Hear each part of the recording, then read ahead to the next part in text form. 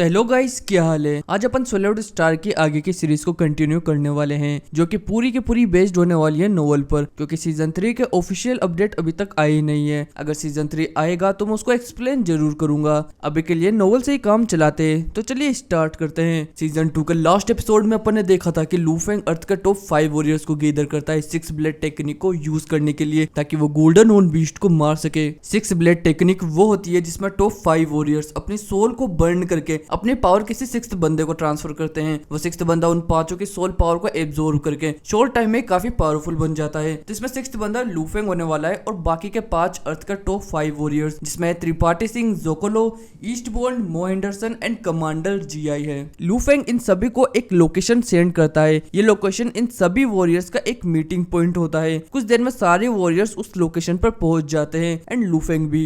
लू Feng and बाकी के 5 वॉरियर्स मिलकर ओशियन के अंदर जाने लगते हैं। लू फेंग के पास उसका क्लाउड कॉन्ट्रैक्ट आर्मर होता है एंड बाकी के पास ब्लैक गॉड आर्मर, जिससे कि ये लोग इजिली ओशियन में सरवाइव कर सकते हैं। त्रिपाठी सिंह लू फेंग से पूछता है कि अगर हम ओशियन में ज्यादा नीचे गए तो हम गोल्डन हॉर्न बीस्ट के ज्यादा क्लोज पहुंच जाएंगे एंड वो जाग जाएगा, जिससे कि तुम्हारी 6 ब्लेड टेक्निक डिस्ट्रॉय हो जाएगी और सारे के सारे रास्ते बंद हो जाएंगे। ये सब सुनकर बाकी के 4 वॉरियर्स भी लू फेंग की तरफ देखने लगते हैं। लू फेंग बड़े ही कॉन्फिडेंस से कहता है कि डरने और टेंशन की कोई भी बात नहीं है। इतने में ही एक लिक्विड सिल्वर गार्ड जिसने ब्लैक बैटल यूनिफॉर्म को इक्विप कर रखा था, वो लू फेंग के पीछे अपीयर होता है। 5 वॉरियर्स लिक्विड सिल्वर गार्ड को देखकर शॉक हो जाते हैं। वो लिक्विड सिल्वर गार्ड को देखकर ये बता सकते थे कि यह कोई रियल पर्सन नहीं बल्कि एक रोबोट है जिसने होंग और लीशन की जान बचाई थी गोल्डन हॉर्न बीस्ट से। लू फेंग कहता है कि ये मेरा रिवॉर्ड है जो कि मुझे एशियन सिविलाइजेशन के अंदर से मिला था। यह मेरी हर बात मानता है, मेरे हर ऑर्डर को फॉलो करता है। इन केस अगर गोल्डन हॉर्न बीस्ट जाग जाता है और वो हमारे प्रोसेस के बीच आ गया तो थोड़ी देर के लिए लिक्विड सिल्वर गार्ड उसको रोक के रख सकता है। इतने में सारे 6 वॉरियर ओशियन के बेस तक पहुंच जाते हैं जहाँ नीचे जमीन होती है।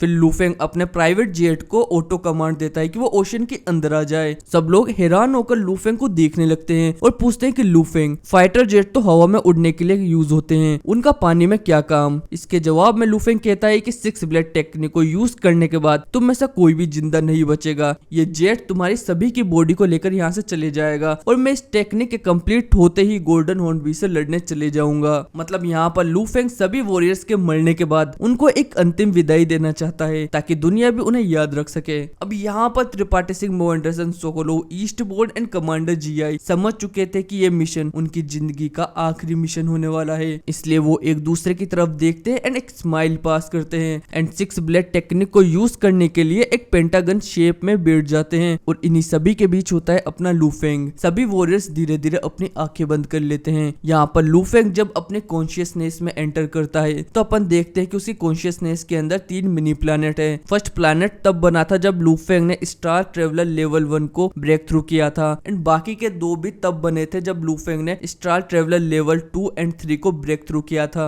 जो सबसे बड़ा प्लैनेट होता है वो बीच में होता है एंड बाकी के 2 उसके चक्कर लगा रहे होते हैं, जैसे कि अर्थ लगाती है सन के। ये तीनों प्लैनेट रेड कलर के थे एंड लू फेंग के पूरे कॉन्शियसनेस के अंदर एक रेड कलर का फोग फैल रहा होता है एंड फिर इसी के साथ शुरू होती है टावर ऑफ वॉइड की फॉर्मेशन। टावर ऑफ वॉइड में से 5 रेड कलर की थ्रेड बाहर आती है जो कि पूरी ट्रांसपेरेंट होती है। ये थ्रेड 5 वॉरियर के कॉन्शियसनेस से जुड़ जाती है एंड फिर धीरे धीरे इन वॉरियर की सोल सेक्रीफाइस होने लगती है, क्योंकि इनकी सोल पावर लू फेंग के अंदर ट्रांसफर हो रही थी, जिससे कि लू फेंग की लाइफ फोर्स बढ़ती जा रही थी एंड इनकी घटती जा रही थी। ये एनर्जी इतनी तेजी से फ्लो हो रही थी कि इन 5 वॉरियर के आसपास एक फॉर्मलेस वाइब्रेशन होने लगता है। ये लोग धीरे धीरे वीक होने लगते हैं। दूसरी तरफ पूरी दुनिया के अंदर ये लाइव ब्रॉडकास्ट दिखाया जा रहा था कि कैसे 5 वॉरियर ह्यूमैनिटी को बचाने के लिए अपने सोल को सेक्रीफाइस कर रहे हैं। लाइफ एनर्जी डिटेक्टर ये बता रहा था कि इन 5 वॉरियर की सोल एनर्जी धीरे धीरे खत्म होती जा रही है और लू फेंग की लाइफ एनर्जी और भी पहले से ज्यादा स्ट्रॉन्ग हो रही है एंड कुछ ही देर में अपन देखते हैं कि 5 वॉरियर की लाइफ एनर्जी पूरी तरीके से वेनिश हो जाती है, मतलब गायब हो जाती है, जिसका मतलब होता है कि अब वो लोग इस दुनिया में नहीं रहे।